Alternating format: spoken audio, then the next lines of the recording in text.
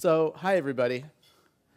I feel really far away from you, and I'm not used to that. I like kind of going in. That's why I got one of these. So I might hop off and walk among you at some point. What's interesting is that although I have a technical background and I have advanced degrees in technology-related things, I'm actually really bad with AV kind of electronics. So if I mess up the moving backwards and forwards on the presentation, that's something that won't surprise me very much. I want to start off by telling you a little bit about what we're going to talk about today, and then we'll just jump right into it. We don't have that much time. I teach actually semester-long classes in negotiation, and there's a lot to talk about. It's a very complex process. It involves a lot of different aspects, and I want to touch on a few key items over the course of this session. So we're going to look at negotiating styles. It turns out that first of all, what is a negotiation? I mean, why even talk about negotiations? How are negotiations relevant to what you do? I'd love for you to answer that, but probably we'd have a hard time hearing. So let me tell you what I've heard from other people. That negotiations are everything that you do, right? That every conversation really is a negotiation. Negotiations happen anytime you and someone else have to make a decision that impacts both of you and you don't start off in agreement, which means basically all the time. Right? Now, there are lots of different styles that people bring to their negotiations. Some people love to negotiate. I mean, I have people that come to me pretty quietly usually in my workshops and confess that they go to car dealerships on weekends for fun. Right? There's people that do that. They're not even buying cars. They just love the game. All right?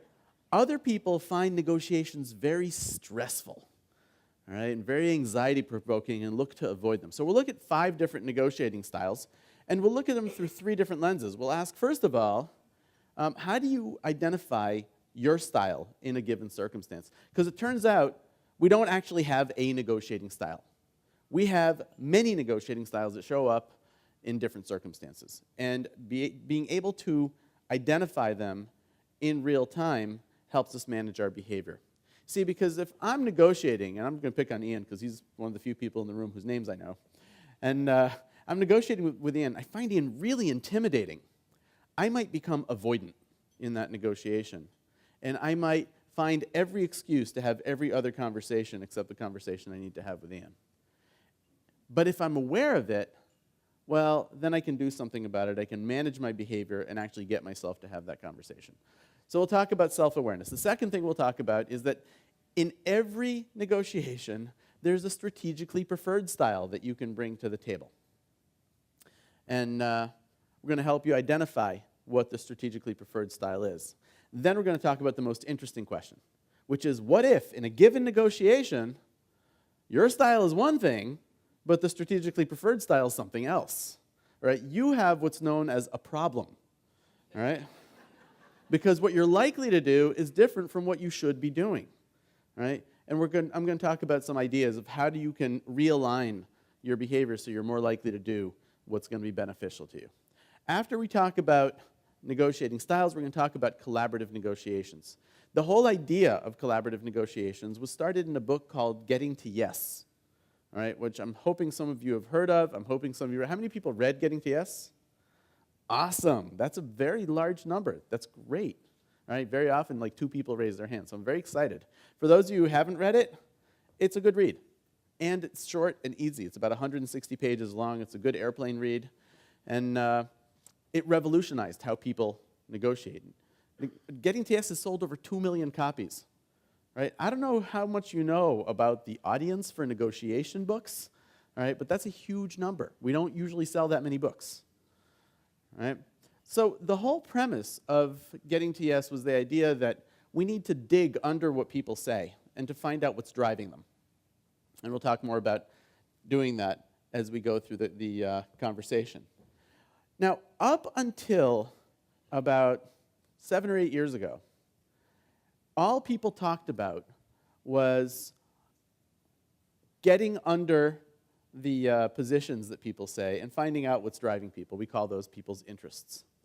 But over the last decade, there's been a recognition that a lot of the interests that drive people in their negotiations are emotional in nature, and that not enough attention has been paid to emotions as we think about negotiations.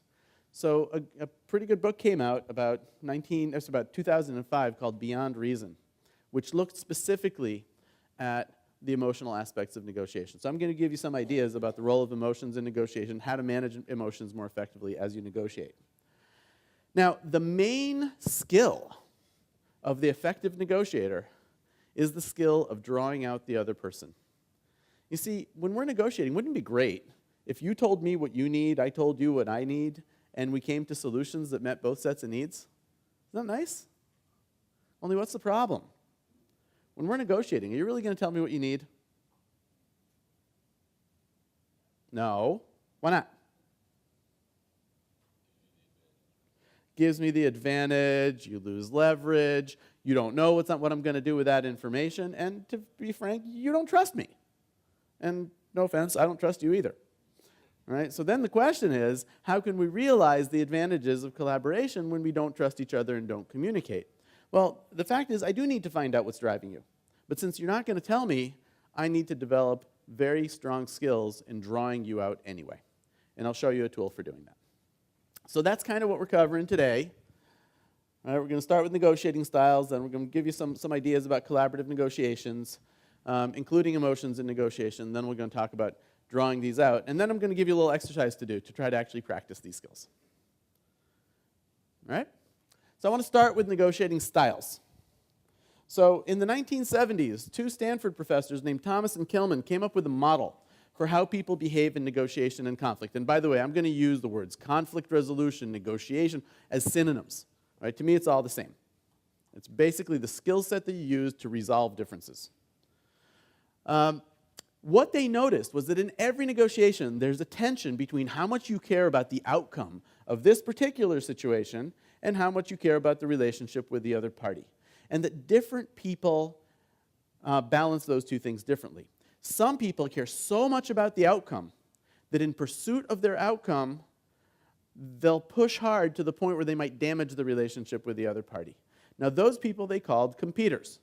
Now, what's the advantage of being a competitor? You win, you get what you want. Disadvantage? So nobody likes you, they have no friends, they talk about you in the hallway, and even if you're good at getting what you want, you only get it once, right? Because after that, no one will play with you again. On the other end of the spectrum were people who care so much about the relationship that in order to preserve that relationship, they give up on their own outcomes. And those people they called accommodators. Right? What's the advantage of being an accommodator? Everybody loves you. Everybody loves doing business with you. You're the person who always says yes. Right? Disadvantage? Yeah, you never get what you need. And ultimately, you're not very effective in getting your objectives met. Top right corner were people who want both. Good outcomes and good relationships. Those people they called collaborators. What's the advantages of collaboration? It's win-win. Everybody gets what they need. You get what you need, they get what they need. You're happy, they're happy. You get good outcomes, good relationships. So what could possibly be a downside of collaboration? So, right, I mean, if you think about it, collaboration means we're going to find that magical outcome that'll give you everything you need and give me everything I need. Well, that's pretty hard to find. Collaboration involves a lot of effort, a lot of time, a lot of skill, and it's a lot easier to do if the other person's also collaborating. Not so easy to do if they're competing with you or avoiding you and not returning your calls. Right? So when I teach at Boston University, and when I teach my full semester negotiation class there, what I do is the first 3 weeks of the class are all about competitive negotiations, and I teach the students to beat each other up and become super hardball negotiators. It's fun. Then the next 3 weeks, I teach them all how to be collaborative negotiators. And we do all these very, very more complex collaborative negotiations where you care about outcome and relationships. But my students started complaining. And their main complaint was that they're only learning how to negotiate collaboratively with other people who are also negotiating collaboratively. And, I listened. So what I do to them now is on the last day, you can't tell them. If you meet any of my students, you can't tell them, right? On the last day of the competitive unit, I set them up to do another collaborative negotiation, only I secretly coach half the class to be competitive. And then I pair them up in such a way that in every pair, there's one collaborative person and one competitive person, and the collaborative people don't know it's coming. Right? Now, what do you think happens to those poor collaborative negotiators when they get whacked over the head by these competitive types? Well, it's really interesting to see what happens. All right? First thing is, about a third of them get overwhelmed and accommodate. They just give up, and the other person walks all over them. About a third of them forget everything we learned about collaboration. They go back to being competitive, and it becomes a race to the bottom, and no agreements get made, nothing gets done. And roughly a third of them stay collaborative and force the competitive person to collaborate back. Now, why? Why would a competitive person collaborate with you? You know why? Because, what's that? It's the only way they can get what they need, right? Why do people negotiate? People negotiate because they need something, right? And they might try to overwhelm you and get it from you without having to give you anything, but you're not going to let them do that, right? And it turns out that if you structure the negotiation so the only way they can get what they need is by also helping you get what you need, then all of a sudden they're collaborating with you even though they didn't really want to begin with. So collaboration is really hard, and it's very time-consuming, and it's not even always achievable, right? Collaboration is based on the idea that what you need and what they need are compatible. Well, guess what? Sometimes they're not. Some negotiations really are truly zero-sum, in the sense that the only way for me to get anything is to take it from you, and the only way for you to get anything is to take it from me. Right? So because negotiations are so complicated, so difficult, because they're so time-consuming, and collaboration is just maybe not even achievable, that's why we have compromise. Now you know what compromise means, right? You give a little, what's that? Yeah, exactly. Right? You give a little, I give a little, you get a little, I get a little, and we end up in the middle where everybody can live with the results. By the way, mediators, you'll see, always do this with their hands. Right? So what's the advantage of compromise? We'll get to the disadvantage in a second, but what's the advantage of compromise? So it gets things done, right? It doesn't take nearly as much time as collaboration would have, and it actually achieves agreements, unlike competition. So it gets things done, and it gets them done quickly. The other advantage of compromise is everybody gets something, right? Nobody walks away with nothing. And it feels fair, right? Because just like you said, not everybody has to give, too, which means that even though I didn't get everything I need, I feel okay because you didn't either, right? And I work a lot with attorneys who tell me that a good compromise leaves everybody equally unhappy, right? Me, I find that depressing, which is one of the reasons I'm not an attorney. But the bigger, so what are the disadvantages of compromise? Well, for one thing, it's by definition suboptimal. Right? By definition, in compromise, you didn't get everything you needed. But it actually gets worse than that. See, the problem with compromise is that if your first approach to negotiation is to look for a compromise, you don't often put in the hard work that's required to go all the way to collaboration. And therefore, you fail to create the value that you could have created in the negotiation. You see, the difference between competition and collaboration is, first of all, that in competitive negotiations, you care much more about the outcome than the relationship. And in collaboration, you care about both. But also that in competitive negotiation, the assumption is that what we're negotiating over is fixed. And all we're talking about is who gets what piece of that. Whereas in collaborative negotiation, you're actually trying to create new value through the negotiation process. Well, if very often what happens is people compete and then go straight to compromise. And they never put in that hard work to try to figure out what can we do here that'll be better for everybody. All right, there's a classic story, and those people who read Getting to Yes may remember this story, but I tell it better, actually, than is in the book. So it's a story about two sisters who were fighting over the last orange in the house. And the conversation went kind of like this. It's my orange. No, it's my orange. Well, I saw it first. No, I saw it first. Well, I need it. Well, I need it more. Well, finally, they take a knife, cut the orange in two, and each sister gets half an orange. Fair. Compromise. One sister takes her half of the orange, eats the orange, and throws away the peel. The other sister takes her half of the orange, scoops out the inside, throws it in the trash, and uses the peel to bake a cake. Half an orange, half a cake. And the question is, could they have done better? All right, not a really hard question. All right, let's try again. How much better?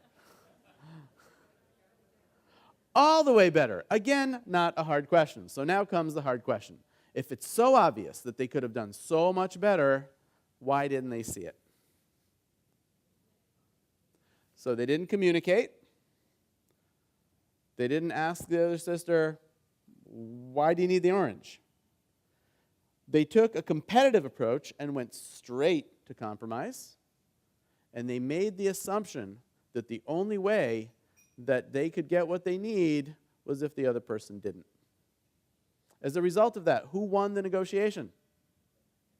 The trash, right? The trash got half the orange. And the sister split the other half.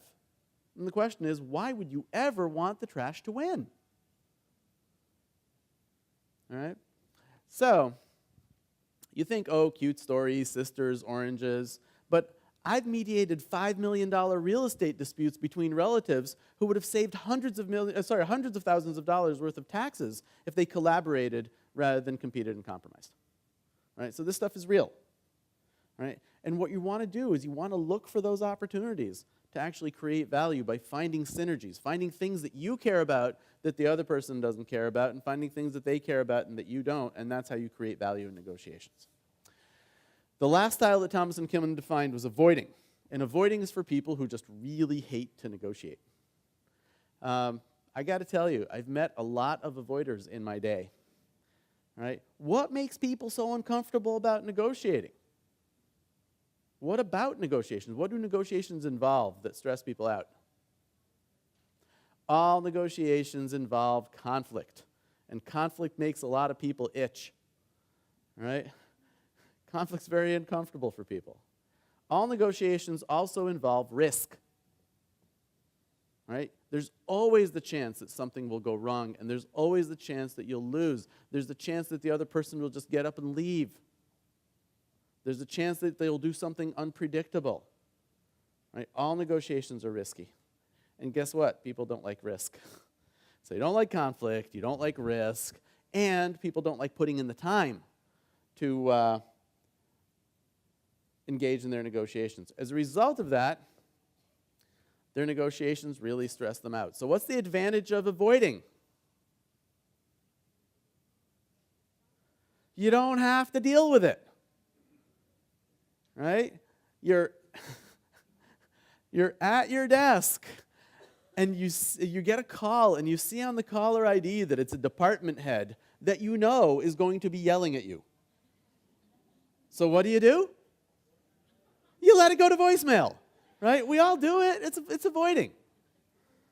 All right? So what's the disadvantage of avoiding? You don't get anything. And it's usually just temporary. Right? Imagine that you're working with a committee of people trying to solve a problem, and one of the people in the group isn't doing their share. They're not pulling their weight. But you're an avoider, so you don't say anything. Is their performance going to improve? How about your relationship? You lose out in both dimensions because you avoid, and yet people avoid all the time. So, very quickly, which of these is the best style? And the answer is, it depends, right? It depends what you're doing. If you're buying a car, which of these is the best style? Competing. You care much more about the car than you do about the outcome, all right? But if you are working on said committee that we talked about and you're trying to solve a problem, you don't agree on the solution, how should you negotiate with your colleagues on the solution? Hopefully, yeah, collaborate. You care about the outcome. Otherwise, you're not providing any value. But you also care about the relationship, because if you beat on everybody, trying to make them do it your way, they'll never work with you again. All right, deadline's tomorrow. What do we do now? Now we compromise, because having a solution is better than having nothing and working towards the perfect solution. If one person on the committee wants to do the presentation to management, and you don't care because you've done lots of presenting to management, let them accommodate and build the relationship where you don't care about the outcome. And finally, avoiding is a good strategy if what you're trying to do is delay the negotiation, either because you're waiting for circumstances to change, you're waiting for information that you don't have, or you're just trying to make them nervous and not respond right away. Right? All of these are fine if you do them on purpose. Right? But the problem is that very often, you don't even know what you're doing. Right? You don't know what's going on with you in the moment. So, it's very important to develop greater self-awareness. And that's really easy to say. Right? Develop greater self-awareness. I mean, how do you do that? You know, some people in the world are naturally self-aware. Not me. Right? My wife uses the term oblivious to describe me, right? I don't really know what's going on with me most of the time. So for me, self-awareness is a really hard thing to develop, and it requires a lot of vigilance. Probably the best way to develop greater self-awareness is to get feedback from others, right? It's really hard to see yourself, but other people around you will notice that you shut down and stopped speaking when that highfalutin person started raising their voice. And that means that you became avoidant, right? Or that you gave in very quickly on something you probably should have held out longer on because you became compromising and accommodating. You might not notice that, but a colleague, a friend, a family member, a mentor, someone who you trust to give you feedback can really help raise your self-awareness. The other thing that I suggest to people is to keep a journal. Keep a journal of your interactions with people, all right? And over time, you'll start seeing patterns in your behavior. How important is self-awareness? Well, about 6.5 years ago, my wife and I bought a house. Yay, we finally bought a house. The only problem was that, technically speaking, we hadn't sold our old house. So we had what's known in the real estate industry as two houses. And 6.5 years ago was not a fun time to own two houses. It was just as the market was starting to do this, one of which we didn't need anymore. So we put our house on the market, and very quickly, well, about 2 months later, we got a very low-ball offer. All right, about $100,000 less than we were expecting. Yeah, ouch. And our realtor immediately started putting the screws to us to accept this low-ball offer. Why? She wanted her commission. And a $100,000 difference to us was a $2,500 difference to her. Could she live with the $2,500 difference? Sure. But a $100,000 difference was a lot of money for us. So we were under so much pressure. The double mortgage payments were killing us. They were very, very stressful. She was abusive on the phone with me, saying, "You're being irresponsible. Think of your family." Direct quote. I was sweating. And one day I turned to my wife and I said, "You know, the pressure's really getting to me. I feel like I want to cave." Now, lay people say cave. Negotiators say accommodate. You want to hear the coolest thing in the world? The second I said it, I didn't want to cave anymore. Just being able to recognize it and articulate it to myself made me realize that's not what I wanted to do. Self-awareness is huge. Without that, I might have caved and not realized it until it was too late. All right? Now, sometimes our negotiating style fits the situation, but sometimes we have a problem because I need to take a tough line. I need to compete, but I'm a people-pleasing nice person, so I'm tending towards accommodating. Or I need to collaborate, but the person's getting under my skin and now my competitive side's coming out. Anytime you have a mismatch between how you should behave and how you're likely to behave, that can be a problem. And the question is, what can you do about it?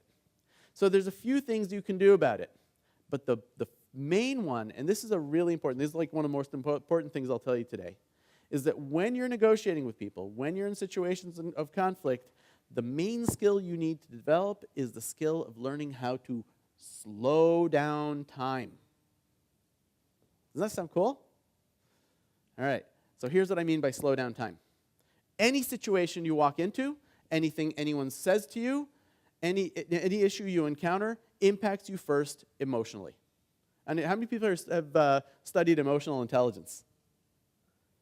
Cool stuff. All right, so I'm going to give you like the on one foot primer of emotional intelligence. Basically, we respond first emotionally to everything. Imagine, let's pretend that I was in Canada yesterday. Let's pretend. And let's pretend I'm supposed to come here, connecting through Charlotte. Let's pretend. And let's pretend that my flight out of Toronto to Charlotte was delayed by 2 hours for my 1 hour connection in Charlotte to here. Let's pretend. And let's pretend that I have to be here at 8:45 in the morning and that US Airways offered me a flight that got me here after that, hypothetically. And I'm at the airline counter hearing this for the first time. What am I feeling at that moment? I'm angry, I'm frustrated, I'm confused how to resolve the situation. All right, and all those are emotions. And emotions hit you hard, and they hit you really, really fast. That's that like spiky thing at the top there. All right, and then over time they subside.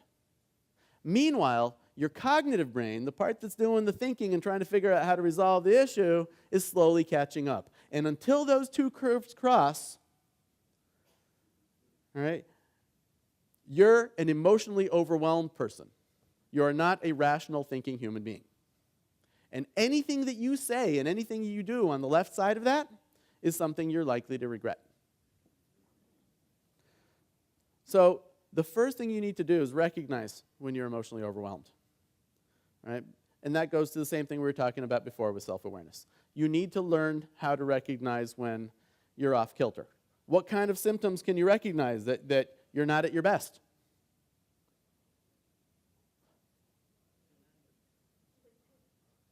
You got to talk louder because I can't hear anything.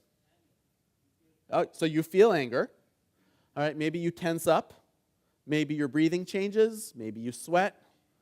All right, so there's physiological symptoms that you can notice that something's off. Maybe you can't think straight. All right, so you need to recognize when you're there. But here's the key thing. Once you recognize it, you've got to school yourself to do nothing until you come down that curve.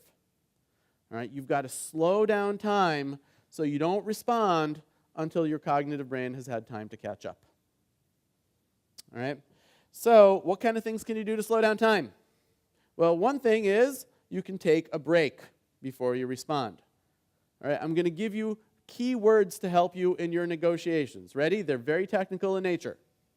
All right? Thank you. Let me get back to you. Excellent, excellent. Those words will save you all sorts of grief in negotiations. Very often, when people make demands of us, we feel like we need to respond in the moment. And what they've done is by placing those demands on us in the moment or by confronting us in a confrontational way, they send us into this high emotion range, and they know that if we respond there, chances are we'll do things that we regret. So by learning to say, thank you, let me get back to you, all right, not only do you prevent yourself from reacting when you're not ready to react, but you regain control of the negotiation by saying, I will respond to you when the timing is better for me. All right? Other things you can do is not respond at all. They say something outrageous, and you just sit there and look at them. It's creepy, but effective.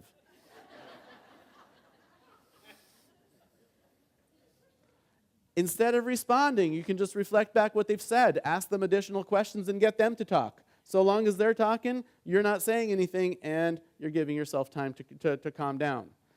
Sometimes it helps them to control their breathing and actually think about their breathing in order to buy time and calm down.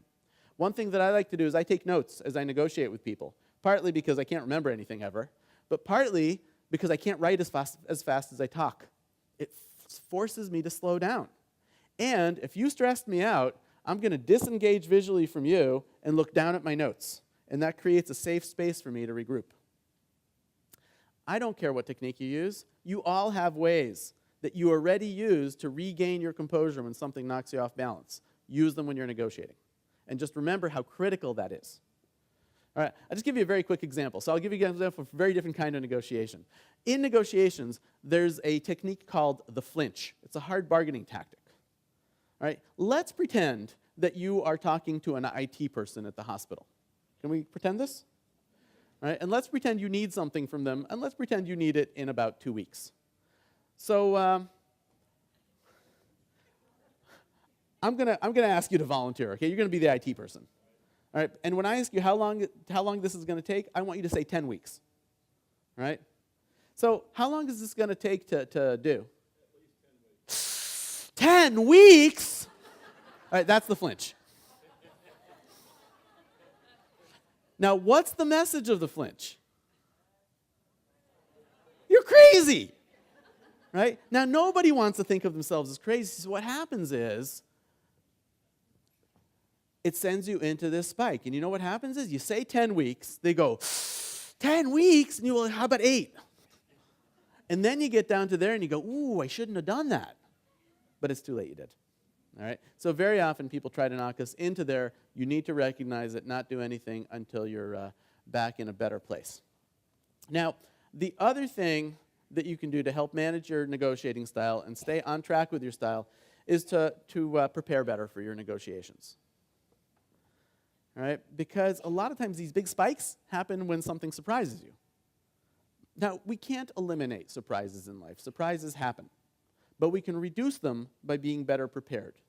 One of my friends is an attorney, and he had to negotiate with an attorney from another firm.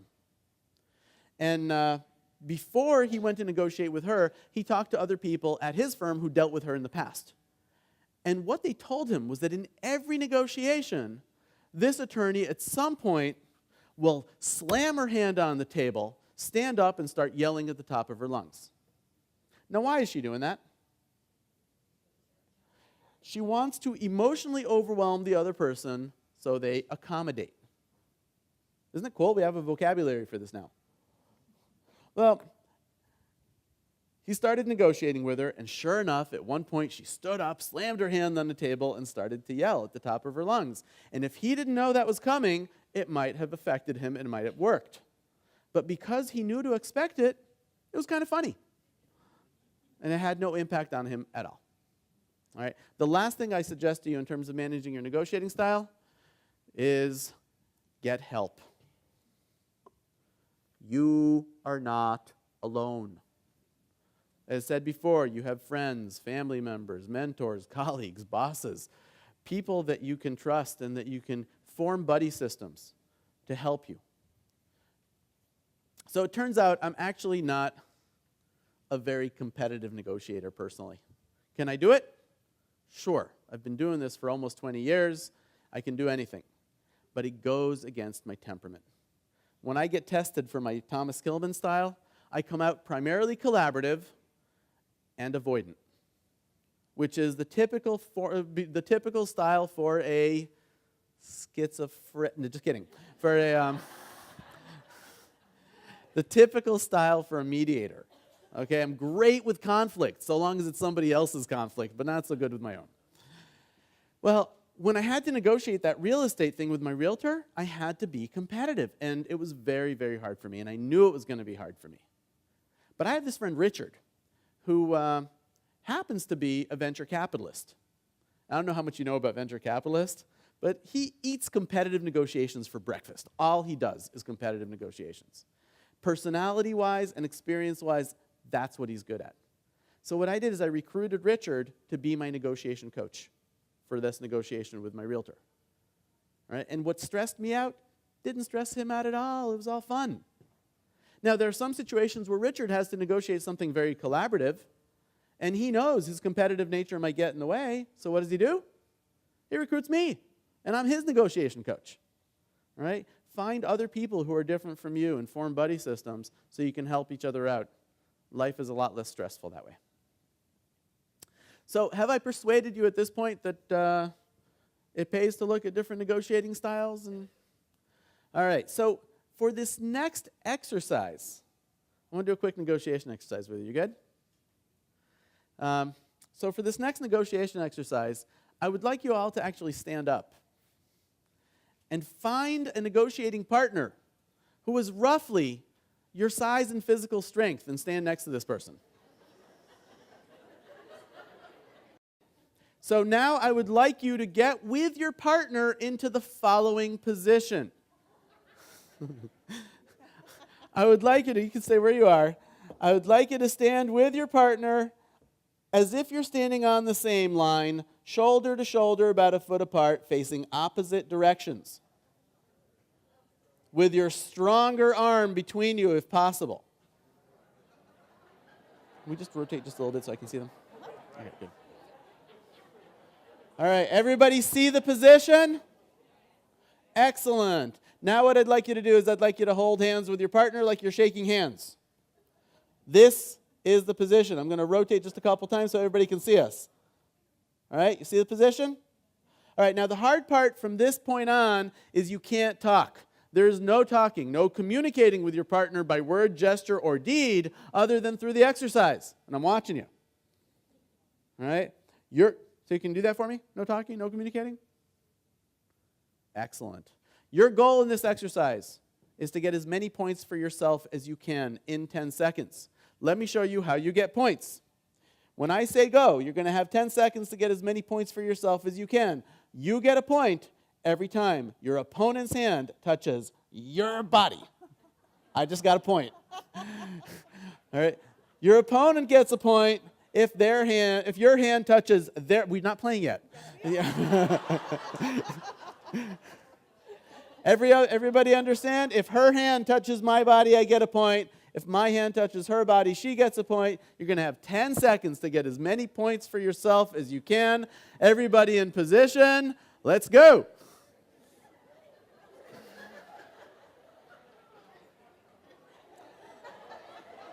All right, stop. Stop, stay where you are. Stay where you are. How many people got more than 10 points? Awesome. How many people got fewer than 5 points? Anybody got no points? So the two of you played together, and you got no points. Show us what you did when I said go. Ready? Go. All right, stop. On the Thomas Kilmann chart, which of these styles would you say you used? Now, who did something really different? Show us what you did. Get back into position. And when I said go, what'd you do? Ready, go. Woo! Which style? All right, thank you. Which style were they using? Collaborate. Which gets you more points? Not an obvious result. Let's sit down and talk about it.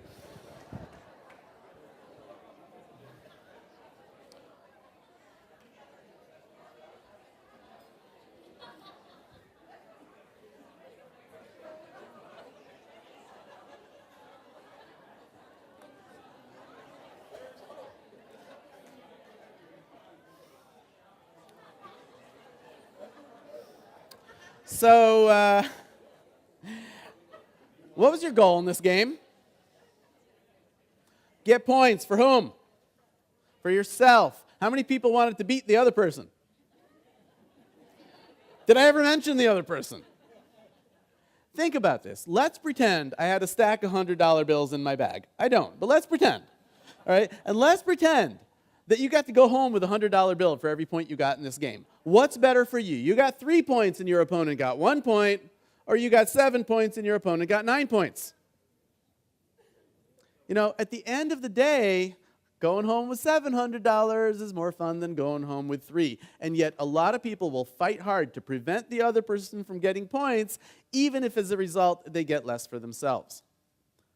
So why do we compete? Well, A, we're conditioned to think of things as win-lose, right? B, I kind of did set you up, right? I called him the opponent. I said, find someone roughly your size and physical size. It's more entertaining for me when that happens. So let me ask you, if you're going to do well in this game, what does the other person need to do? They need to let you. And why would they let you? If there's something in it for them. And what you just heard was the definition of collaborative negotiations. You see, in negotiations, we don't collaborate because we're nice. We don't collaborate because we like the other person or want to be liked by them. We collaborate by linking what they need to what we need in such a way that they realize that the only way they'll get what they need is by also helping us get what we need. That's the essence of collaborative negotiations. So, have I demonstrated to you through this game the value of collaboration? Excellent.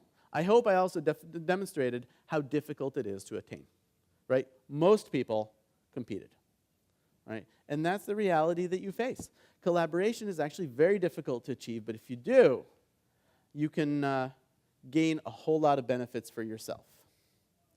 So one thing is you need to reframe how you define success, right? And just as in this game, in negotiations, if you can reframe success as creating as much value for yourself in the interests that you represent as you can, rather than beating the other person or getting the thing that you said you wanted, you're going to do better for yourself in those negotiations.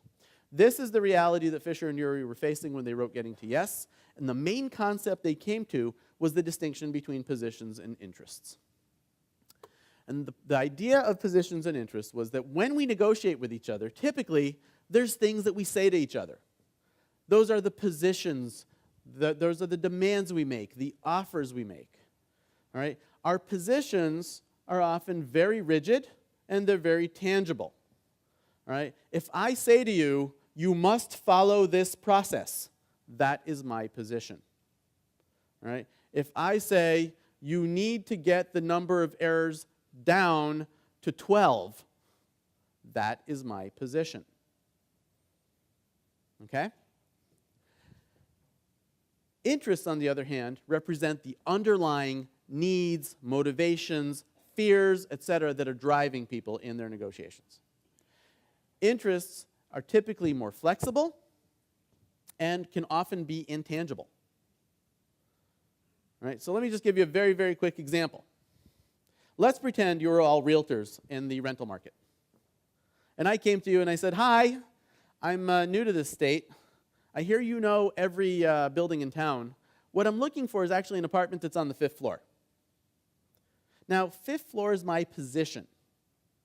And you look through all of the units that you have in your portfolio, and sadly, not one of any of the buildings that you represent happens to have a unit open on the 5th floor. So you can tell me, sorry, I don't have any. Is that good for you? No commission for you. Is it good for me? No place to live. So what could you do instead? Ask me why. Why might someone want to live on the 5th floor? View, air, noise, security, better light, cheaper heat, better cell phone reception. I've heard lots of these over the years.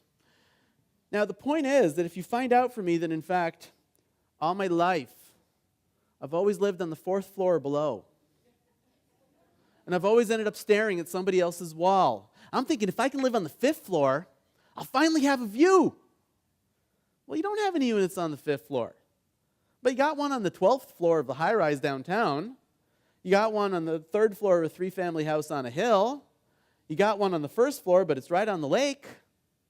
See, so long as we're talking 5th floor, we have nothing to talk about. But if we're talking view, we've got plenty to talk about. All right? So the idea is if you can get people off of their positions and to start talking about their interests, all of a sudden, new possibilities open up. So 2 very important concepts when it comes to interests. The first is it's critical for you to know your own interests going into a negotiation. Now that sounds a lot easier than it is in reality. Because what happens is in reality, you have a bunch of interests. You have a bunch of things you care about in any negotiation. So not only is it important for you to catalog them and realize what they are, it's also important for you to prioritize them. Because as you negotiate, you're going to have to trade off stuff. And it's good to be able to trade off the stuff you care about less and hold on tighter to the stuff you care about more. But if you haven't thought about what you care about and prioritized your interests, it's going to be very hard for you to make those choices. Secondly, and even more importantly, this is also one of those really important things I'm going to tell you. Your job as a negotiator is first and foremost to understand and satisfy the other person's interests. Now, what's up with that? Don't you care about your own? Why are you going to do better if you understand and satisfy the other person's interests? Well, you see, if I don't know your interests and I'm negotiating with you, the only way for me to come to an agreement with you is to keep throwing more value at you until you say yes. And in doing so, I'll give you more than I need to. Because I'll give you stuff you need, but I'll also give you stuff you don't need, but will happily take it if I offer it. Whereas if I know exactly what you need, I can give you exactly what you need and keep the rest for me. All right? I was once doing a workshop at a company, and there was a recruiter at that company, and she said, here's what happened to them. They were recruiting to fill a position that was actually kind of hard to fill. And they searched and searched and searched. Finally, they found a person to fill that position, and they made him an offer. And he said no. So they offered him more money, and he still said no. So they offered him an extra week's vacation, and he still said no. So finally they said, why do you keep saying no? And he said, because I want to go to school, so I need flex time. And they said, oh, we can do that. But they couldn't take away the extra money or the extra vacation, and had they asked why first, they could have come to an agreement that was much more efficient for them. Okay? So one of the things that I really urge you to do in your negotiation is a relentless focus on finding out the other person's interests. It's the best way to reach an agreement. It's going to be better for them, but it's also going to be much, much better for you. Now, up until, as I said, 2005, that's what everybody was talking about. But then the idea that a lot of our interests are emotional came up and became a real driving idea in the field. And Dan Shapiro, in his book Beyond Reason, articulated 5 areas of emotion that seem to really drive people in their negotiations. And he gave them names. Those are called the 5 emotional concerns. The first one he called appreciation, which is the idea that we all want to feel valued. We all want to feel appreciated and heard. We all want to be acknowledged. And if we don't, we fight really hard to get that acknowledgement. The second one he called affiliation. That comes from sociology, where in sociology you have 2 groups of people. One becomes the in-group and one becomes the out-group, or as I like to say it, us and them. And we all like to be part of the us. If you make somebody feel like they're not part of the us, like they're part of the them, they will fight you much harder. The third one he called autonomy, which is the idea that people want to be able to make independent, unconstrained decisions. If you back people into corners and don't give them any choices, they'll fight you much harder. All right? But if you, let's say, have a group of practitioners that now has to follow a process they don't like, but you give them some choices still within that process, they'll play much nicer. Status is the idea that everybody wants to be respected. Either respected for their title, respected for what they've achieved, respected for their expertise or knowledge. People want respect. And finally, role is the idea that everybody wants to do something fulfilling. Everybody wants to have a reason to get out of bed that makes them feel good about their lives. And those are 5 very strong emotional drivers. I just want to give you quick examples around each one of them. He located himself behind a door, and when the hostage negotiation team showed up, he said, You heard him yelling, "She's the devil. I have to kill her." All right, you're the hostage negotiator. What do you say?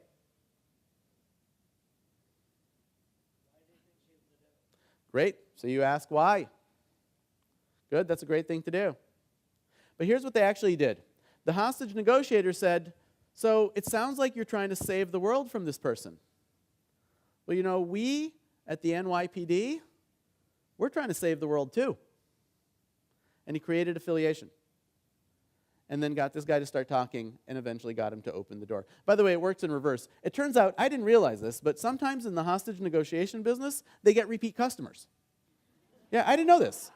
All right, so it was one of those cases where a guy had robbed a convenience store, botched the robbery, took a hostage, got talked out of it, went to jail, got out of jail, robbed another convenience store, botched that one, took another hostage, and now he's on the phone with a hostage negotiator.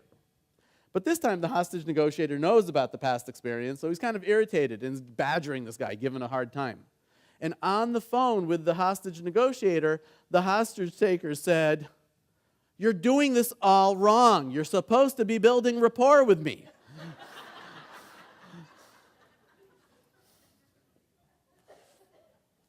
Now, I want to jump up to appreciation. So some of the mediation I do involves the Americans with Disabilities Act.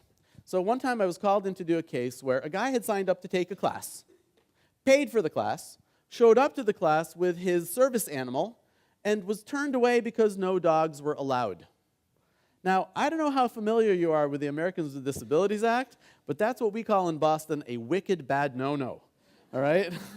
That's really awful, because a service animal, as you know, is not considered an animal, it's part of the person. Not only did they turn him away in a humiliating fashion in front of people he knew, but they didn't refund his money. We have another word for that in Boston, but I won't say it.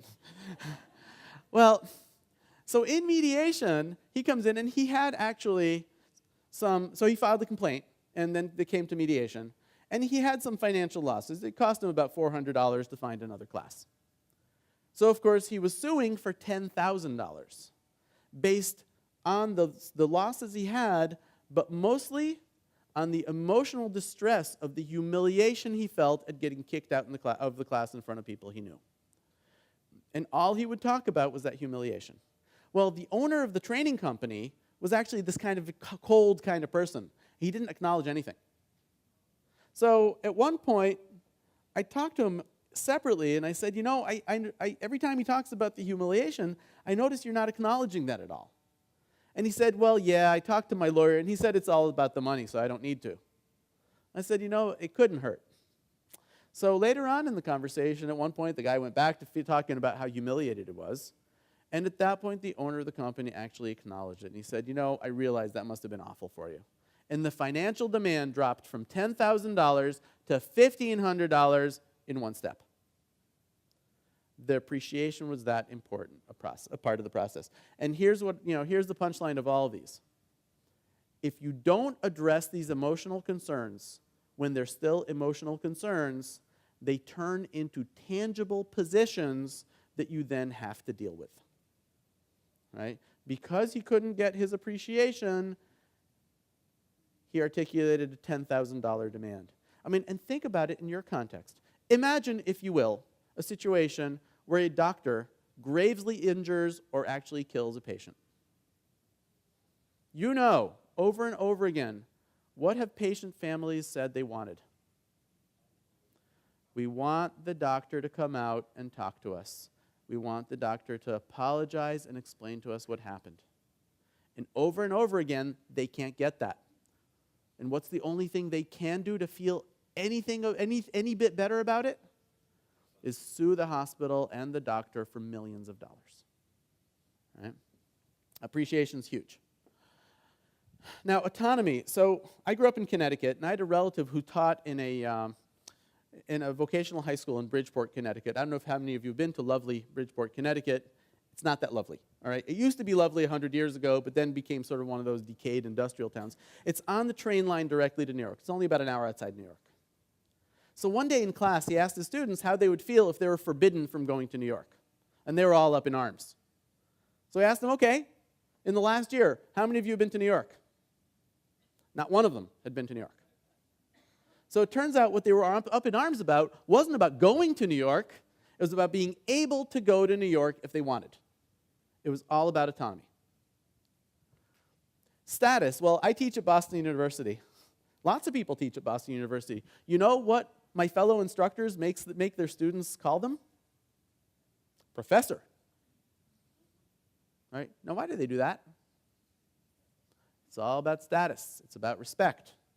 Right? Now, it's funny for me because I actually don't care about that at all. I grew up in Israel and Connecticut. I started off in Israel. And Israel's a very informal place. It's complicated. I moved around a lot as a kid. But I grew up in Israel, and Israel's a very informal place. You call your elementary school teachers by first names. To this day, I don't know if my elementary teachers had last names because I never knew what they were. So for me to be called anything but Moshe feels weird. So I make all my students call me Moshe. Well, guess what?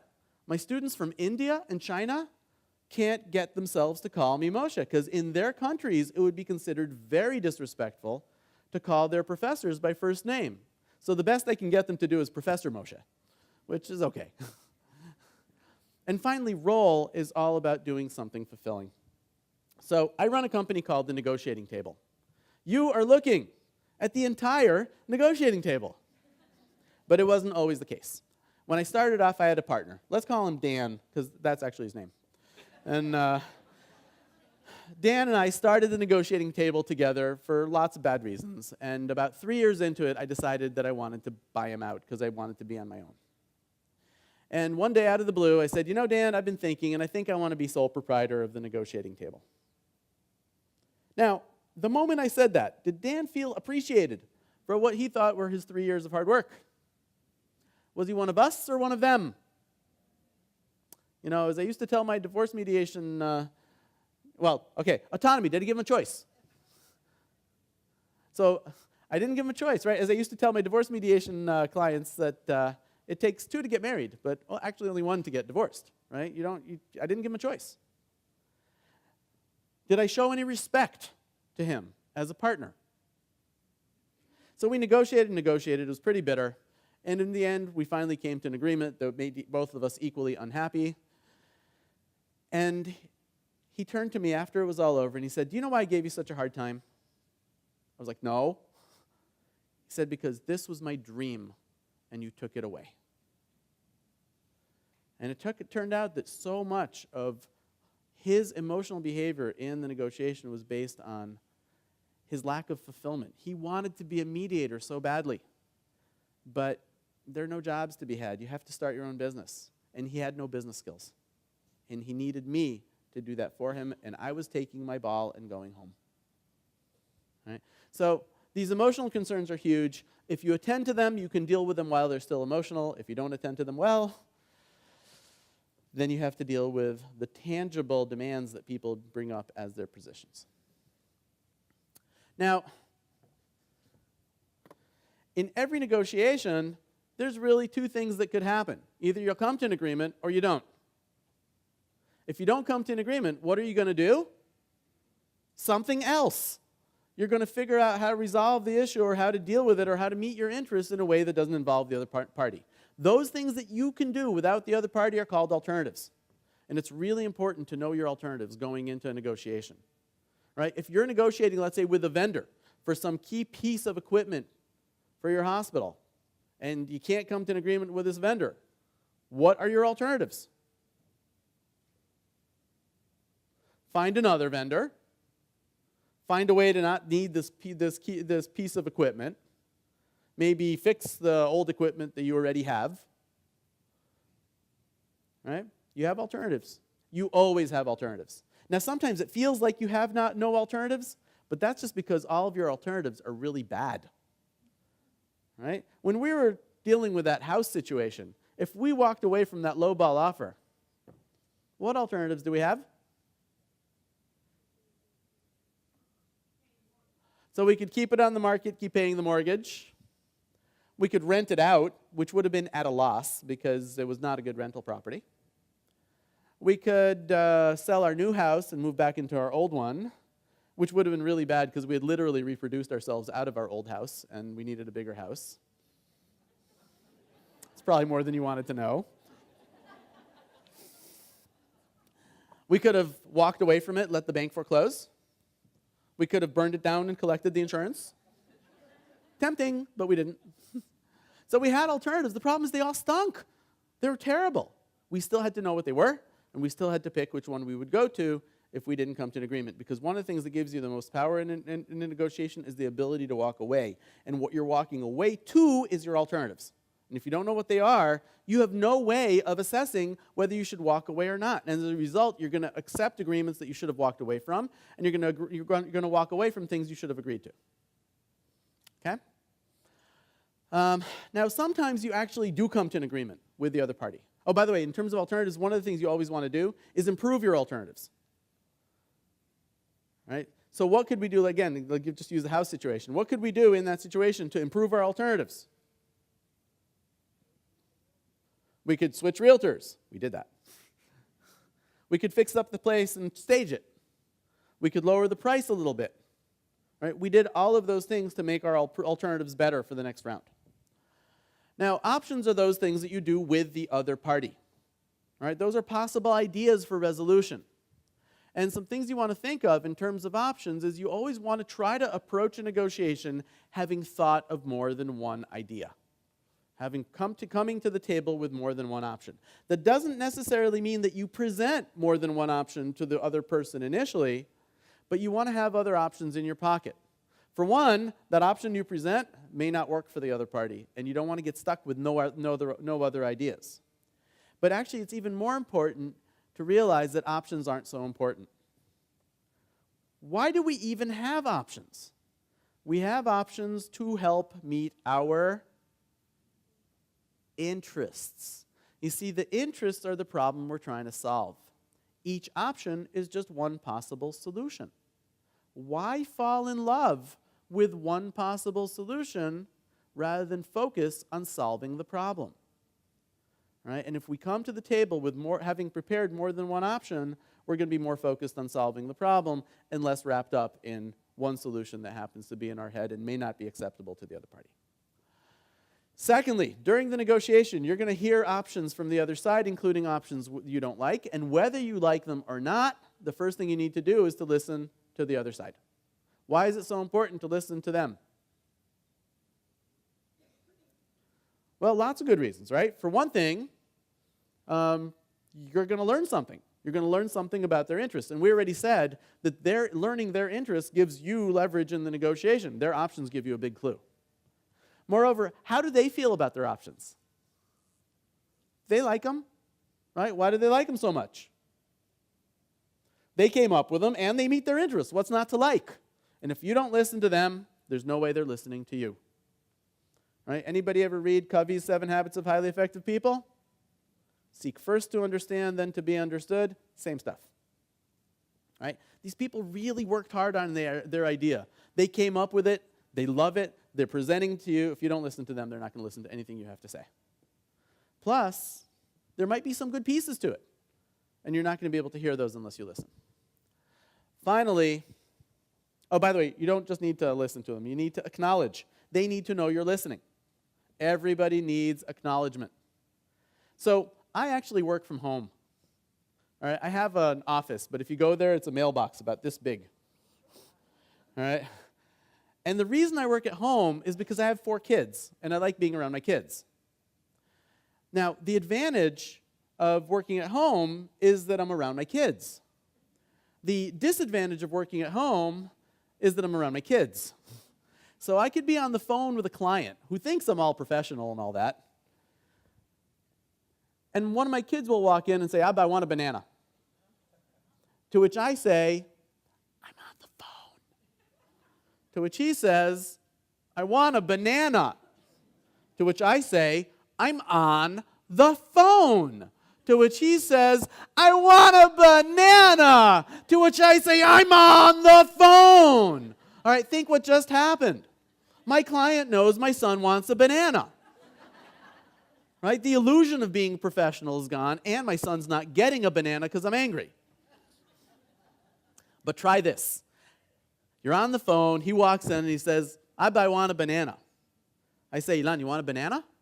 And he goes, yeah, and walks out of the room. Now, why did that work?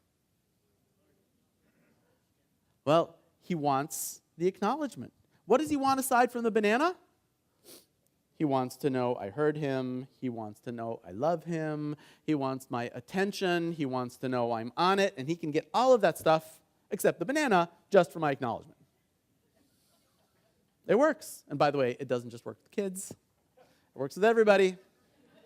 All right, don't do this. But let me tell you, if you do this, it will work. You're at your desk. Somebody comes to you and says, I need this right away.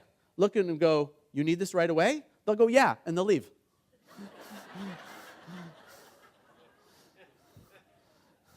Everybody needs acknowledgement. Finally, options are those things in the negotiation where we need to bring a lot of creativity. The solutions that work may not be obvious and may not be the regular solutions you've always tried before.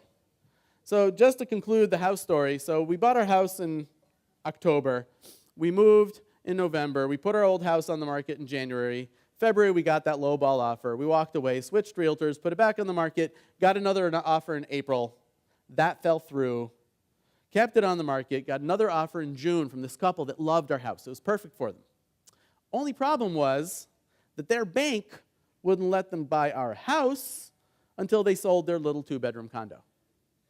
So they gave us a contingent offer, which I don't know how familiar you are with it, but lets them back out of the deal but doesn't let us back out of the deal. So we said, no, sell your condo and come back to us. Another month and a half roll by. Now it's mid-July. Did I mention the double mortgage? And my broker calls me up and says, you're dead in the water. You've been on the market too long. Your house is getting stale. The market's going south. Take it off the market. Try again next year. Yeah. And I said, Jerry, I'm so frustrated because these people, they love our house. They just can't sell their little condo. What if we buy their condo? And he looked at me like I had 3 heads. But that's what we did. We bought their house. Sorry, they sold them our house. We bought their condo.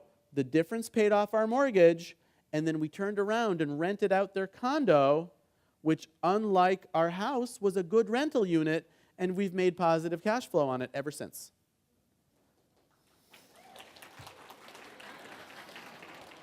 Yes, it's my best negotiation move ever. And not only that, 6 years later now, we just put it on the market and sold it in a week for $40,000 more than we bought it for. So we're all excited.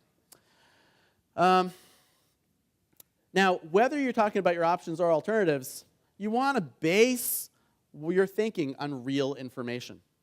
Right? It's horrible when you walk away thinking that you have a great alternative, but you haven't done your homework and it turns out it doesn't really exist.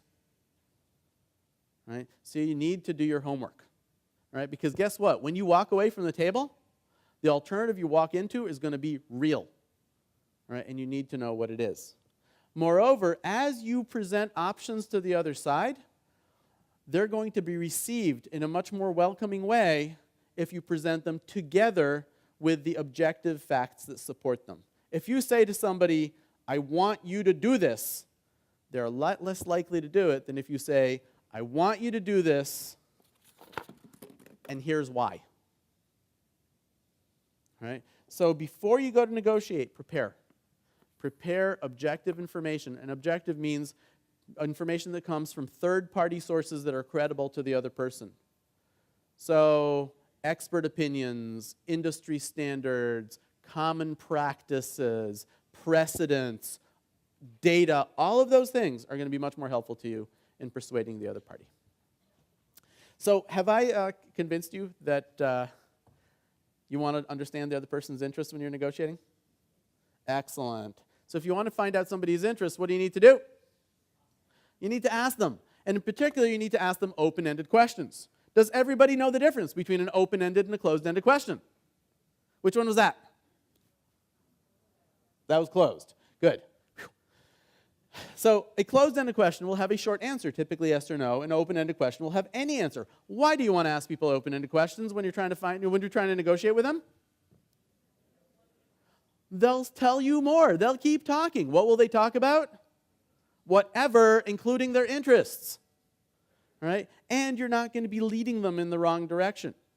So you're all going to ask people open-ended questions when you're negotiating with them, right? Nah, You're going to try. But in reality, it's really hard to stay open-ended. Right? You know, I do this for a living, right? So I'm pretty good at it, right? Then I go to pick up one of my kids from school, and he's crying. And I say, Nadav, what happened? Right? Open-ended, Father of the Year. Thank you, thank you. That lasts, right? About 2 seconds later, I start in on him. Did you hurt yourself? No. Did you lose something?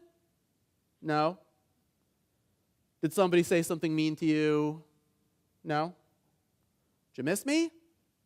No.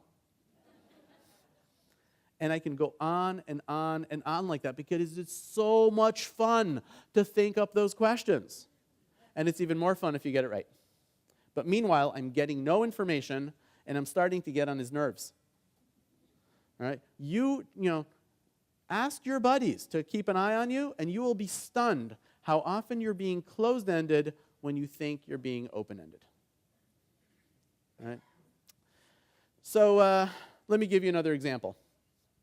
So my wife runs a small company of about 20 people, and she has an employee. Let's call him Doug, because that's his name. And let's pretend that Barbara asked Doug to do a calculation using a particular software tool. Doug, however, doesn't like that tool. So instead, he writes his own spreadsheet in Excel. Unfortunately, that takes him 3 times longer than she expected. And in the end, he gets the wrong answer.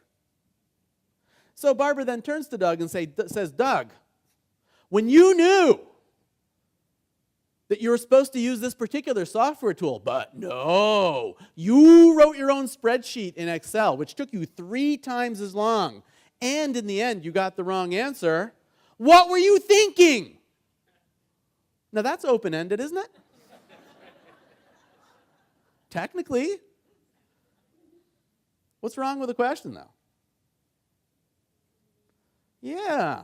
Is it fair to say that there's a certain amount of opinion and judgment built into the question? Yeah. The problem is that if you let your opinions and judgments into your questions, they have the impact of shutting the other person down rather than opening them up. The further problem is that we all have opinions and judgments, right? I'm a mediator. I'm a paid professional neutral. I've never been neutral. There's always one party I like better than the other party, right? There's always, one idea, one option that makes more sense to me than another. Right? By the time I've scheduled a case, I hate one of the parties because they were such pain.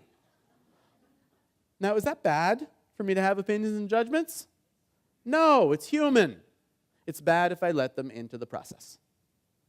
Right? It's fine for me to have them so long as I keep them out. And what I do to keep my opinions and judgments out of my questions is I keep my questions really, really short. 1 to 3 words, less if I can get away with it. Here are some of my favorite questions. You might want to write these down. They're highly technical in nature. Ready? What's going on? What would you like? What else? Like what? And? Tell me more. So now what? What do you observe about these questions? There's nothing to them. They're like air. There's very little of me in those questions. Think of it like trying to keep a balloon in the air. You hit the balloon, it goes up, it floats down, and then, boom, you hit it again. And each one of those questions is just hitting the balloon. The problem is, it sounds really easy when I say it. In reality, it is so hard to think of those open-ended questions in real time. So much so that what I advise people to do is to keep a couple of questions as your fallback. And when all else fails, go to one of them. My 2 favorite fallback questions are, what else? And tell me more. If I want the person to keep talking about what they're talking, I'll repeat what they said and I'll say, tell me more. If I want them to move on to another subject, I'll repeat what they said and then I'll say, what else? Imagine that you've written what else on one hand and tell me more on the other. And when the other person says something and you're like, look down and go, oh, tell me more. Right? And they won't even know you're doing it. Once you ask your short, non-judgmental, open-ended question, the next thing you need to do is to endure that uncomfortable silence that follows your question. And that's really difficult because it is uncomfortable. The thing is, though, that those questions are very powerful, but the power of the question actually increases with every second of silence that follows. And you need to learn to ask short, devastatingly open questions and then just wait them out. The good news is that while it's uncomfortable for you, it's also uncomfortable for the other person. Now, the longest I've ever waited in total silence for someone to respond was 20 minutes. All right? But that was brutal, and it only happened once, and I was mediating, I wasn't negotiating. Generally, it feels like hours, but really it's just a few seconds. So count in your head, and usually by the time you get to 8, the person has said something, and whatever it is that they said was worth waiting for. Once they say it, you need to listen. Now, what's so hard about that? What are we usually doing instead of listening? We're thinking. What are we thinking about? What we want to say, which is way more interesting than what they're saying. Right? We're thinking of our next brilliant question, which now we know only has to be 2 words long, so hopefully it doesn't require a whole lot of thinking. Right? We're judging and filtering what they said before, which prevents us from hearing what they're saying now. Right? Or we're just plain distracted. One time this woman flew in from Germany to meet with me. And we're sitting at the Harvard Faculty Club meeting, and all of a sudden I realized I haven't heard a single thing she'd said, because all I could think of was, my parking meter's expired, I'm about to get a ticket. And I had to stop the meeting, run down, put a few quarters in the meter, and all of a sudden I could listen again. It's so hard to listen well. But the problem is, if we don't listen, we can't hear their interests. And remember, we're not being nice. We're not hearing their interests for them. We're hearing their interests because that serves our interests. All right. After we heard it, we need to tell them what they told us. We need to reflect back. Why? Why is that important? So for one, we'll confirm our understanding to make sure we got it right. 2, it acknowledges, right, to let them know we're listening. It also buys us time. Remember the emotional response curve? Buys us time to get back on even keel. It also lets them hear themselves. I don't know if you've ever said something obnoxious to someone else and then they repeated it and it sounded really awful, right? Hearing what they said coming out of your mouth might change their perspective on what they said. And finally, my favorite reason to reflect back is because you can't reflect back if you didn't listen. Try it sometime. You get in trouble. Right? And knowing that you're going to reflect back forces you to listen better. There's 3 ways I talk to people about reflecting back. 1 is to use the other person's exact words, to parrot back what they've heard. Now, the advantage of parroting is that they get to hear themselves.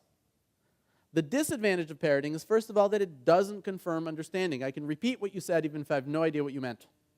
And if you do it more than a couple of times, it's really annoying. And the other person will realize that you are doing something. You don't want that. Because of that, much of the time, people paraphrase. Now, paraphrasing is just their idea, your words. You don't change the idea, you just change the words. The advantage of paraphrasing is, first of all, that it does confirm understanding. If I change the words and I get it wrong, you'll tell me. It also is so conversational that when done well, the other person will never realize that you're doing anything. They'll just feel acknowledged, they'll feel good, and they'll keep talking. The third and most powerful yet most difficult way of doing this is called reframing. And reframing in negotiation is reflecting back with a purpose. And in particular, our purpose is to reframe positions to interests. They say their position, we hear the interests, and we reflect back the interests. Imagine somebody calls me up for a negotiation seminar and asks me my price. And then they say, you're too expensive. I could parrot that back. I'm too expensive. Right? Or I could paraphrase, I cost too much. Or I could reframe it to their interests. So you're concerned about your budget. Notice how cool that is, all right? Who are the first 2 about? Me, the expensive person. The last one is about them and their concerns. It shifts the focus from you to them.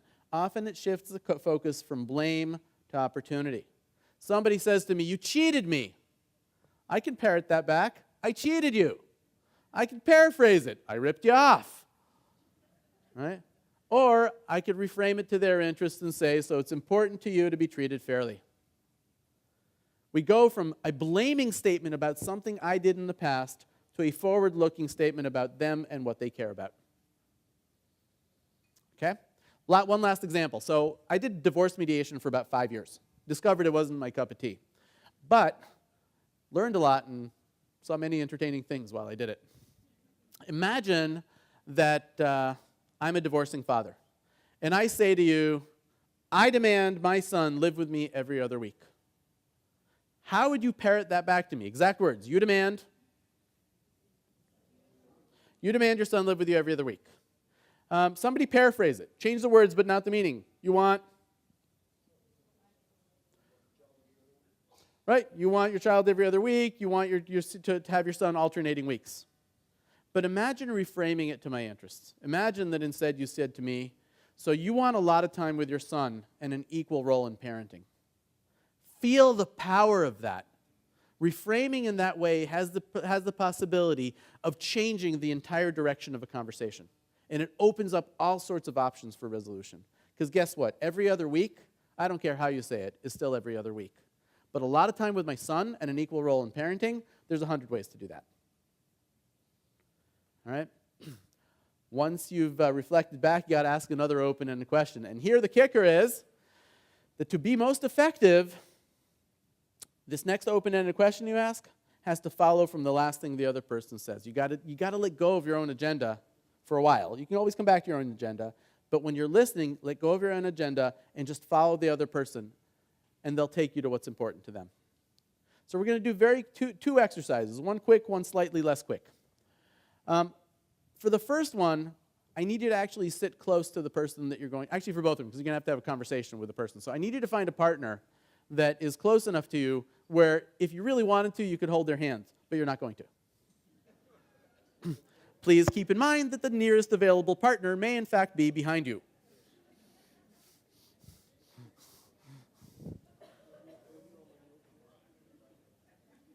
You're going to have much more fun if you have a partner. So if you don't have a partner, why don't you put your hand in the air and see if somebody will play with you?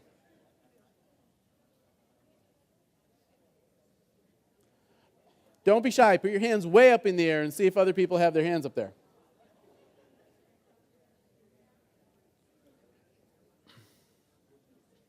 All right. So, for the first exercise, in each partner group, I need there to be a leader and a follower. Leaders, I need you to demonstrate your leadership qualities by pointing your index finger at the follower like this. In each group, one person should be pointing. I know you've been taught that was rude, but it's an exercise. Excellent, excellent, lovely pointing. Followers, I need you to demonstrate your followership skills by pointing your index finger at the leader's index finger about an inch away. Oh, beautiful. All right, so now here's what I'd like. On my signal, wait for my signal, please. On my signal, leaders, I want you to move your hands slowly but randomly in three-dimensional space. All right, please, on my signal, please, no patterns. All right. Make sure it's very creative. You have all these dimensions to work in. Remember, I used to be a roboticist, right? And don't kill your follower, okay? You don't have to, you'll go really fast. So when I say go, leaders start moving your finger. Followers, I want you to keep your finger an inch away from the leaders. Ready? Do it. Be creative, leaders. You have all these dimensions to work in. Don't be predictable. All right, fingers down.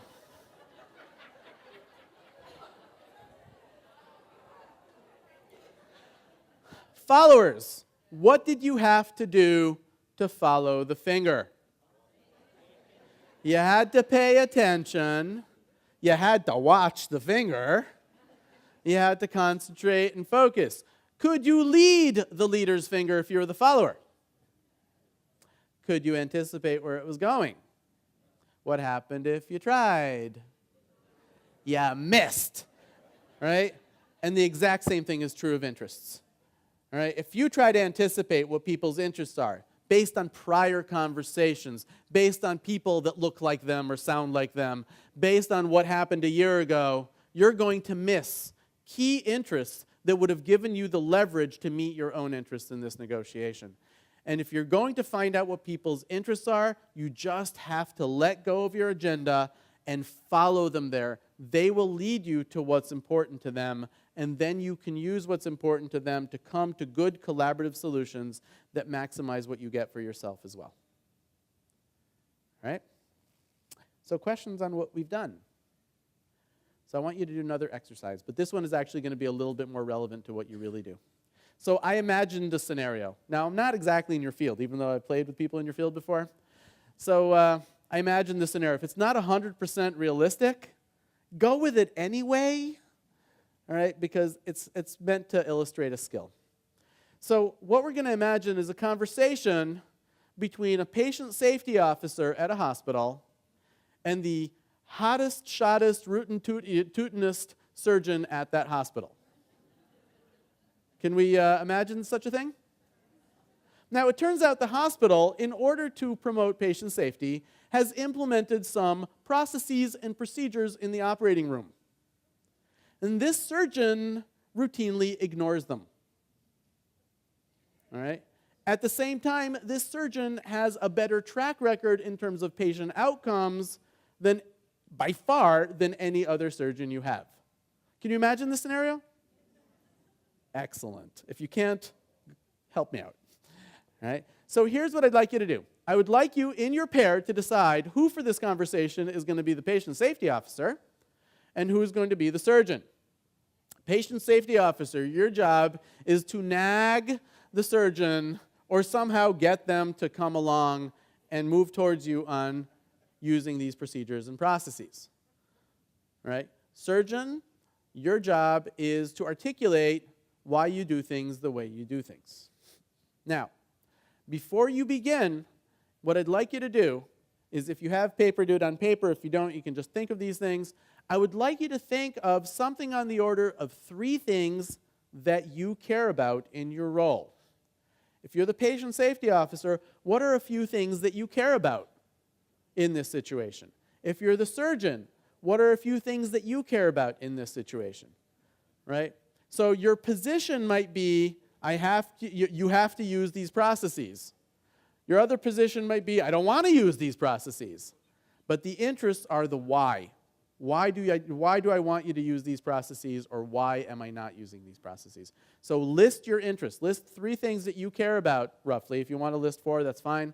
List 3 or 4 interests, things that you care about in this situation within your role.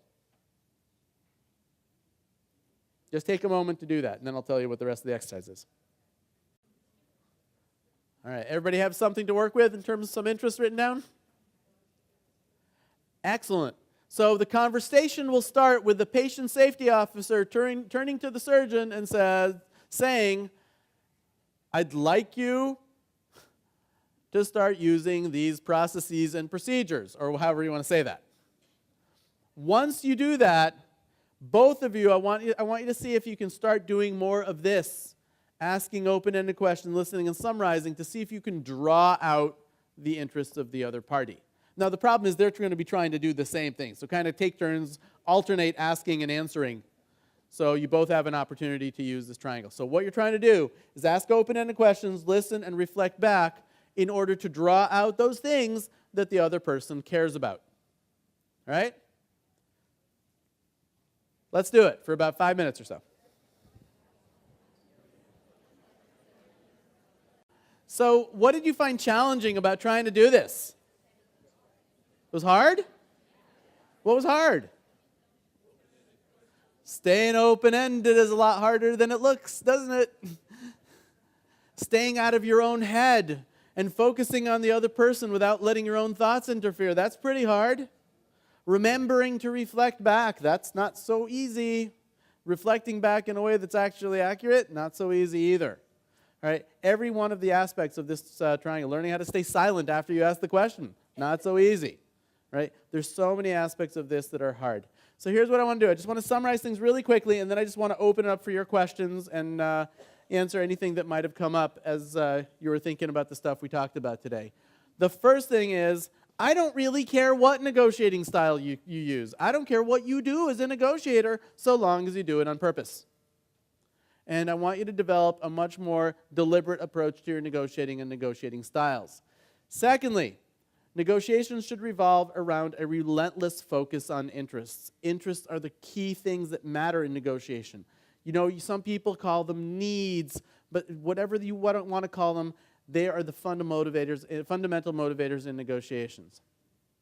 Understand that one of the key interests that drives people in their negotiation is relationships.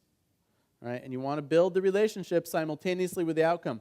Too much of a focus on one or the other can lead you astray sometimes. There's always the possibility that you won't come to an agreement. You need to know your alternatives. You need to make good choices around your alternatives. And you need to be creative about options, come with more than one option, and be open to their options as you negotiate. Try to make decisions based on real information, all right? Because very often we make up stuff in our own minds as we go along, and it's very hard to live with those decisions. The most important skill of the negotiator is listening. There's been research where people have walked around with clipboards following good negotiators and mediocre negotiators. Good negotiators listen twice as much as mediocre negotiators. You need to learn to just stop talking for a little bit and listen more. I like the saying that we have 2 ears and 1 mouth, and we should use them in proportion. And finally, all negotiations are emotional. Emotions are the fundamental drivers in our negotiations. You need to understand your emotions. You need to understand the emotional response curve and how to manage your emotions. You need to understand the emotional concerns that are driving you and the other party, and to be able to manage both yours and the other person's emotions as you negotiate. So that's all I have in terms of formal presentation today. I'm really happy to take any questions you have in the last few minutes that we have remaining to us. And there's a microphone that's going to be walking around to see if you can have everybody hear you. Repeat your list of the 3-word open-ended questions. Why? That's one of them. What else? Tell me more. And? Like what? So now what? What's going on? I once broke open a mediation that was going nowhere after 3 hours by asking, what's going on? And then the real stuff came out. Right? It's really very, very, those very simple questions. This all assumes that both people want to negotiate. Frequently when I talk to the surgeon you're describing, they don't have any interest in negotiating at all. Excellent.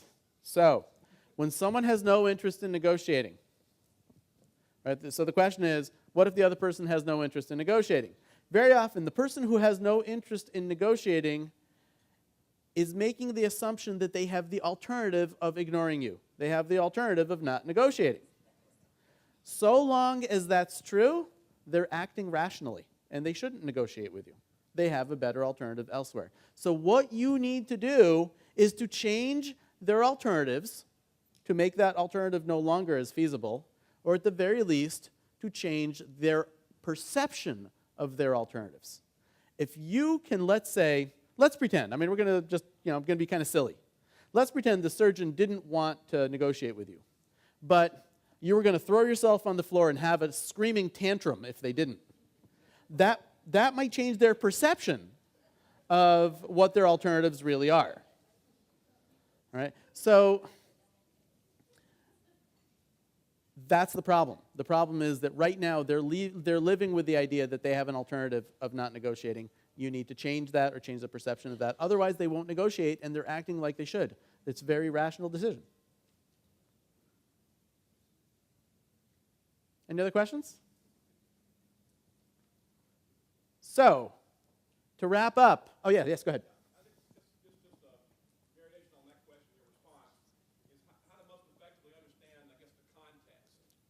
Oh, you asked me a good question, and I'm sorry I didn't talk about this, but I just kind of had to limit the subjects. So, an understanding of the context of the negotiation. Every negotiation occurs within a context, right? Maybe I'm negotiating with you, but it's not just us involved. There are other stakeholders that impact the situation. They might be other direct negotiators, but more likely there are other influencers. There are people who impact my thinking and decisions. There are people who impact your thinking and decisions. There are people who impact both of us. And there are downstream actors, people who don't have any direct impact, but are affected by the decisions made in the negotiation. What you want to do is, prior to negotiating, you want to draw a stakeholder map that says, okay, here's the person I'm negotiating with. Who are the influencers on that person? Who are the influencers on me? Who are the influencers of both of us? And who are the downstream affected by parties? By doing so, you'll be able to discover allies that you can use to gain more power. People who are in a position to block or promote implementation of any decisions that get made, and other strong influencers. How powerful is this? Well, about a year ago, I had a student from India who was here. Her parents were still in India, and they were very, very conservative. And she met a boy here who was also Indian and that she wanted to marry. Unfortunately, he was from the wrong caste. And that mattered to her parents, and they wouldn't let her marry him. And she beat her head against the wall for months trying to get him to agree to this, to get them to agree to this marriage. So for her final paper for my class, she wrote a paper on this negotiation. And the first thing she had to do was draw a stakeholder map. And in drawing the stakeholder map, she realized that she has two aunts back in India who are much more liberal than her parents, but who have a lot of influence over her parents. And she shifted her entire negotiation strategy away from negotiating with her parents and towards getting her aunts on board. She convinced her aunts that this was a good thing. They, in turn, negotiated with her parents, and a month after my class ended, she and the boy got married. All right? So understanding the context, understanding the stakeholders is critical. Can you say something about the use of technology, voicemail, email, in communications, and how that can disrupt negotiations? Excellent question. So the question is about the use of technology, use of voicemail, email, texting, Facebook, you name it. So negotiations, as I said, are very uncomfortable for people. One of the things that you need to learn is how to ask people for stuff that makes you uncomfortable. I actually make my students do this for real. I give them an exercise called the nose exercise, where if you want to try it, it's a lot of fun. You have to go out and over the period of 3 weeks, ask people for stuff with the goal of getting 10 people to say no to you. Guess what happens? Unbelievable number of people say yes. Right? One of my students had to ask 30 people before 10 people said no. So, and I'm getting to your question because one of the things they find is that they make some of the requests in person, some of the requests over the phone, and some requests by email. And that invariably my students feel much more comfortable asking for outrageous things that make them uncomfortable by email. But what they also find is that it's much easier for the other persons to say no by email. All right? Now, email is very useful for negotiations. If you're trying to negotiate large documents, if you're trying to negotiate a lot of information at the same time. That's what email is good for. There's a kind of negotiation that was used in the Camp David negotiations way back in the 70s. It was called the one-text negotiation, where basically the entire agreement gets passed back and forth between the negotiating parties. When you're trying to negotiate the little details, email's dreadful, right? Try to negotiate a meeting time with 10 people, right? It's horrible by email. Or try to negotiate what you and 5 friends want to have on a pizza, right? It's horrible. So what you want to do is you want to think about, why am I using this tool? Am I using this tool because I'm not comfortable with the discomfort of facing the other person directly? Well, in that case, you need to get over yourself, right? You need to talk to your friends, mentors, family members, etc. Get up your negotiating style to what it needs to be and face the discomfort, and you'll be much more effective. Am I trying to convey large volumes of information? Email's great. Is this person in Singapore and therefore I can't go to there, so I got to talk to them on the phone? Right? So make sure you're using the tools appropriately. One of the things is that your bandwidth of communication goes down the more electronic the tool. Right? When I'm negotiating with you in person, I see your body language, I can get tone. Over the phone, I can't do the body language, might still be able to get some tone. Email has no tone. Right? So the amount of information you actually can convey or absorb is much more limited. So just be careful about your tools. Right? It's very easy nowadays to try to do too much by email. It's not a very effective tool for a lot of situations. Does that cover it? My experience has been with email, there's no tone, but most people tend to take more of a negative view of the response. Because when there is no tone, they impose their own tone, right?